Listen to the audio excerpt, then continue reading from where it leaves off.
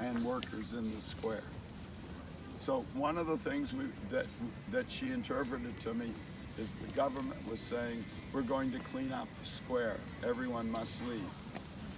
Well, to me, I took clean up to be water cannon, clean it up. It was very dirty. There was stuff all around, food wrappers, everything.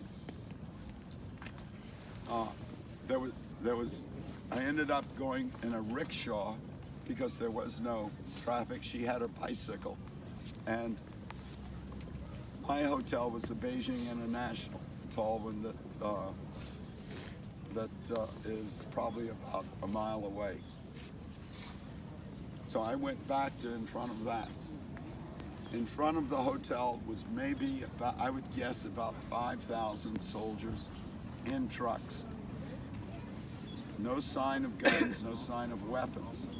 Although students were going up on the trucks and talking to the PLA, People's Liberation Army, and were saying to them, "You're the People's Liberation Army. You will not hurt us. You are part of us. You are the People's Army." It was sort of like Kent State, if some of you happen to know what was happening there. Several of the students went up on the trucks, they looked down, and they saw the weapons.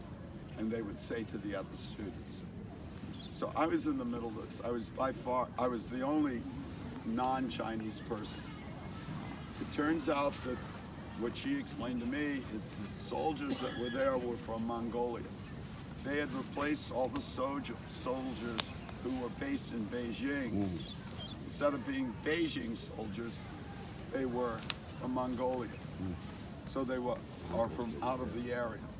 The idea being is that it indicated that there was the potential of the soldiers being used against the people.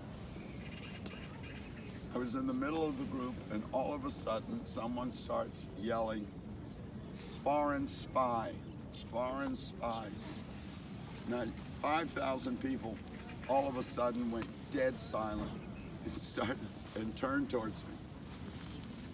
Complete silence. I get goosebumps. Obviously, I was being pinpointed, and she started immediately saying, "Bursche, Megwo Jolien, Bingchu Jolien, Megwo Bingchu Jolien," which means American hockey coach. And she grabbed me and we left. I went up to my hotel. It has probably 1,000, 1,200 rooms in it. There were less than 2 or 3 rooms that were occupied. I went to the very top because the staff that was there,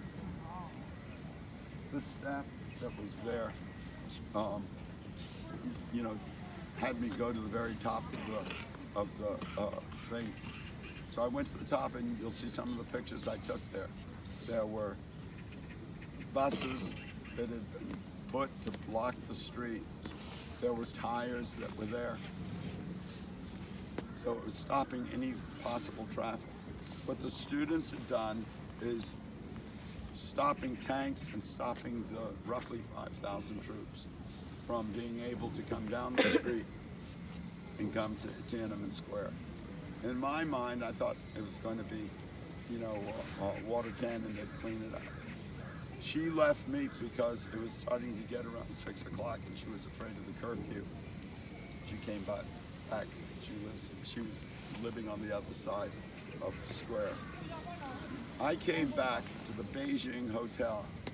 There was no one there. Also, it's a smaller hotel, but it was it's like the best hotel in Beijing at the time. Went up to the 13th floor. I believe it was the 13th. And in those days, the doors were all left open. They had a concierge on each floor who would open the door for you and close it for you. I went into what was called the Zhou Enlai suite and went out on the balcony, and they had AstroTurf on the balcony. Just sort of sat down, figured I'd see what was going to go on. Sat there for, I'd say, several hours. Went upstairs, downstairs, every so often. At the hotel, I met a man by the name of Harrison Salisbury. He was the chief correspondent for the New York Times in both Moscow and he was presently in Beijing. He had been in Japan writing a book or doing a documentary, heard about what was going on, came to Beijing. I met him in the hotel, had probably about an hour talk with him. He was telling me what was going on. He wrote a book called Tiananmen Diary. He went to sleep around 10 o'clock. So it was roughly around that particular time when I ended up going upstairs, went out on the patio, and just sat on the patio, figured sometime, after that, they'd probably come to clean out the square. I fell asleep. I just sort of dozed off. I have no idea what time it was, but I'm guessing it was 12, 1 or 2 o'clock in the evening. The lamps that you see outside there, they have 13 bulbs on them, and they're very ghost-like during the night. It gives a sort of eerie light.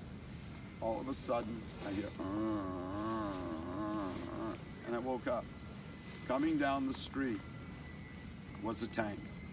And on both sides of the tank, there were the PLA, the Chinese soldiers, in 2 different lines. What the students used to do to stop the tanks and to stop the troop carriers from coming in or moving anywhere is they would lock arms. There'd be 2 or 3 or 4 lines deep. They were fairly wide. I'd say there was probably maybe 100 students or so and workers would lock arms and stand there and wouldn't let the tanks go. In this particular case, they did the same thing. Tanks stopped. Students thought they had been successful. Soldiers lined it up across the road. Guys in the front row went down on one knee. Guys in the second row came forward, and they started firing into the students. They murdered probably about, my best guess is about 50 people, seeing the bodies and what have you. Obviously, I was horrified. Obviously, watching bullets going through guys your age and workers was horrifying. I couldn't believe what I was seeing. It was very Kafkaesque. All of a sudden, the sirens start coming. I went downstairs to see if there was anything I could do, or curiosity, or thinking, well, maybe I need to get the hell out of here. And there were bodies everywhere. There was blood everywhere. There was a white marble steps, I think pretty much like it is now. Utter pandemonium. The ambulance were coming. They were taking bodies away. Students and workers were screaming, and it was just unbelievable. So I immediately started running back. I've never run so fast in my life, from the Beijing hotel back to the other hotel, because I realized I could be a target like I was the previous evening. Went back to my hotel. There was no traffic, no taxis, and so my concern was, how was I going to get out of here? I went up to the very top floor again. The tires were all burning, the buses were burning. Again, nothing was moving. So I got my luggage, went to the front door and just waited and prayed that someone would come by. Fortunately, eventually a Beijing Jeep, it's a Jeep that's made in Beijing, came by, dropped someone off, and I bribed him, talked him into taking me to the airport. And that's how basically I got out that night.